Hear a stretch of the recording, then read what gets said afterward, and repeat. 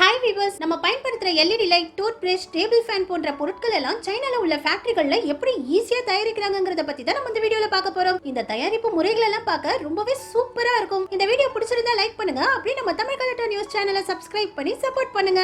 நம்ம முதல்ல பார்க்க போறது எல்இடி லைட்ஸ். நிறைய எலக்ட்ரானிக் பொருட்கள்ல இந்த எல்இடி லைட்ட பார்த்திருப்பீங்க. சைனால தான் இந்த எல்இடி லைட்ஸ் அதிக எண்ணிக்கையில தயாரிக்கிறாங்க. இந்த எல்இடி லைட் ரொம்பவே சின்னது. இந்த எல்இடி லைட்டுக்கு மேல இருக்கிற கண்ணாடி காப்பும் கீழே இருக்கிற பவர் கம்பியும் தான் பெருசா இருக்குமே தவிர நடுவுல இருக்கிற எல்இடி லைட்ஸ் ரொம்பவே சின்னதா தான் இருக்கும். இந்த ஒரு சின்ன தட்டுலயே ஆயிரக்கணக்கான எல்இடி லைட்ஸ்கள் இருக்குது. நல்ல கூர்ந்து பாத்தீங்கன்னா இந்த மிஷினே அழகா ஒவ்வொரு எல்இடி லைட்டா எடுத்து கம்பிகளோட பத்த வைக்குது. மேல கேப் இல்லாம எல்இடி லைட்ட பார்க்க இந்த மாதிரி தான் இருக்கும். கம்பியோட எல்இடி லைட்ட பத்த வச்ச உடனே இந்த மாதிரி ஹீட்டர்ல வச்சு ஹீட் பண்றாங்க. அதுக்கு அப்புறம் இந்த மிஷின் எல்இடி லைட்டுக்கு சால்டரிங் பண்ணி கனெக்ஷன் கொடுத்துருது. இதுக்கு அடுத்ததா எல்இடி லைட்ஸ் கலர் கலரா எரியணும்ங்கிறதுக்காக கலரை மிக்ஸ் பண்ணி இந்த மிஷின்குள்ள அனுப்புறாங்க. இந்த மிஷின் ஒவ்வொரு எல்இடி லைட்டுக்கு மேலயும் கலரை வைக்குது. கடைசியில இந்த மிஷின்ல எல்இடி லைட்டுக்கு மேல கேப்பை வைக்கிறாங்க. இந்த மொத்த ப்ராசஸ்லயும் மிஷின்கள் தான் எல்லா வேலைகளும் செய்யுது. மனிதர்கள் ரொம்பவும் சின்ன சின்ன வேலைகளை தான் செய்யறாங்க. இந்த மிஷினே எல்இடி லைட்டோட கேப்பை ஃபிக்ஸ் பண்ணி அதை காய வச்சு இந்த மாதிரி அனுப்பிடுது. அதுக்கப்புறம் இந்த மிஷின் எல்லா லைட்டுகளும் கரெக்டா எரியுதான்னு செக் பண்ணுது. ஏதாவது ஒரு லைட் எரியலனா அந்த ரோபோயே ரிஜெக்ட் பண்ணிடுது. ஃபைனலா இந்த மிஷினுக்கு வரும்போது இந்த எல்இடி லைட்ட தனித்தனி பீஸா கட் பண்ணிடுது. அதுக்கப்புறம் இந்த எல்இடி லைட்ஸை பாக்கெட்ல போட்டு பேக் பண்ணி நமக்கு சேல்ஸ் பண்ணிடுறாங்க.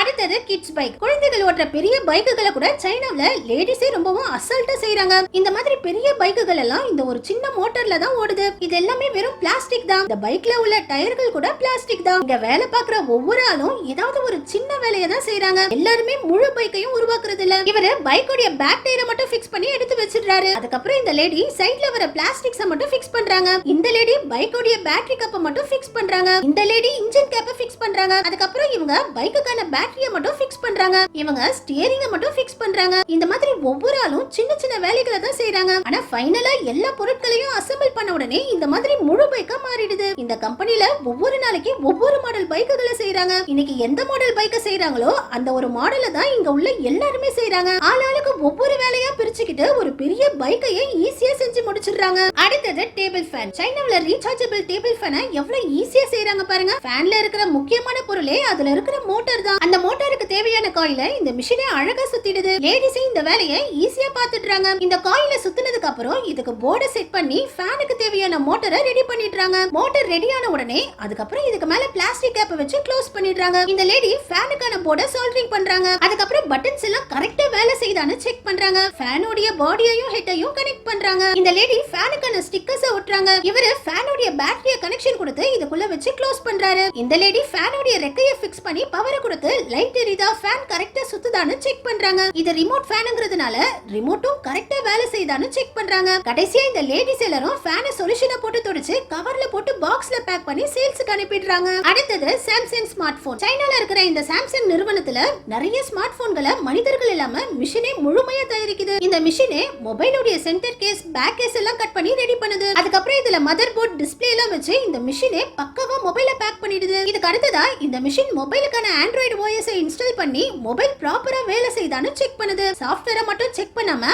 போனோட கேமரா, போனோட குவாலிட்டின்னு எல்லா விஷயங்களையும் இந்த மிஷினே பக்காவா செக் பண்ணுது. இதுக்கு அடுத்த மிஷின் மொபைல்களை இப்படி லைனா அடுக்கி இந்த ரோபோட் கிட்ட கொடுத்துருது. இந்த ரோபோட் மொபைல்களை எடுத்துட்டு போய் பேக்கிங் செஷன்ல கொடுத்துருது. பேக்கிங் செஷன்லயும் இந்த மிஷின் தான் மொபைல்கள் எல்லாம் பக்காவா பேக் பண்ணுது. இந்த மாதிரி மனிதர்கள் உதவியே இல்லாம மிஷினே முழுமையா ஒரு மொபைலை செஞ்சு முடிச்சு பேக் பண்ணியும் கொடுத்துருது. அடுத்தது ஹைலைட்டர். தினமும் மக்கள் 4 லட்சத்துக்கும் அதிகமான ஹைலைட்டர்ஸ் யூஸ் பண்றாங்க. நம்ம சாப்பிடுற பொருட்களை யூஸ் பண்ற கலரை தான் இந்த ஹைலைட்டர்ஸ்லயும் பயன்படுத்துறாங்க. 1960ல டாக்டர் பிரான்சிஸ் ஜேஹோனுங்கிற இவரு தான் இந்த ஹைலைட்டரை கண்டுபிடிச்சாரு. 1963ல தான் இதுக்கு ஹைலைட்டர்னே பேரை வச்சாங்க. இதுல ஃப்ளோரசன்ட் இங்க பயன்படுத்துறாங்க. இப்ப நிறைய நிறுவனங்கள் இந்த ஹைலைட்டரை தயாரிச்சாலும் ஜெர்மனில இருக்கிற ஸ்டெவோலாங்கிற நிறுவனம் தான் இந்த ஹைலைட்டரை தயாரிச்சு முதல்ல பொதுமக்களுக்கு விற்க ஆரம்பிச்சாங்க. இப்ப இந்த கம்பெனில ஒரு வருஷத்துக்கு 85 மில்லியன் ஹைலைட்டர்ஸ்களை தயாரிக்கிறாங்க. முதல்ல இவங்க இந்த மாதிரி பிளாஸ்டிக் கிரானுலஸ் மிஷினுக்குள்ள அனுப்பி இந்த மாதிரி ஹைலைட்டருக்கு தேவையான plastic body, ink reservoir, tape holder, கேப்புகளை போன்ற பொருட்களை செய்யறாங்க. இந்த ஒரு மிஷினே இந்த எல்லா பிளாஸ்டிக் கேப்புகளையும் வேகமா செய்யுது. இதுக்கு அடுத்ததா